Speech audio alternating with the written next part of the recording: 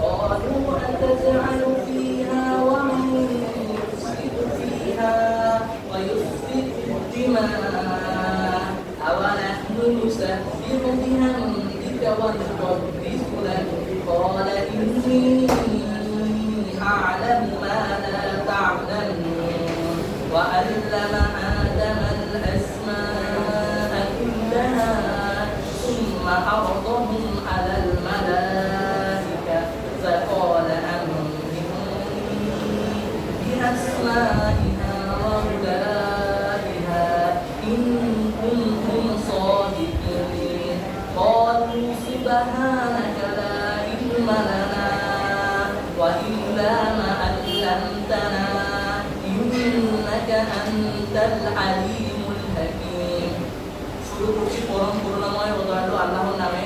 আর স্মরণ করো যখন তোমাদের সৃষ্টিকর্তা ফেরেশতাদেরকে উদ্দেশ্য করে বললেন, আমি জমিনে আমার একদল প্রতিনিধি সৃষ্টি করছি।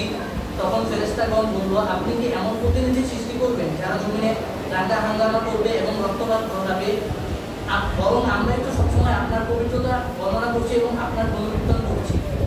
তিনি বললেন, আমি যা জানি তোমরা তা জানো না। তিনি আদমকে সমস্ত বস্তু সম্পর্কে জ্ঞান দান করলেন এবং অতঃপর ওই সমস্ত বস্তু ফেরেশতাদের সামনে উপস্থাপন করে বললেন, যদি তোমরা সত্য হয়ে থাকো এই সমস্ত বস্তুর নাম আমাকে বলে দাও।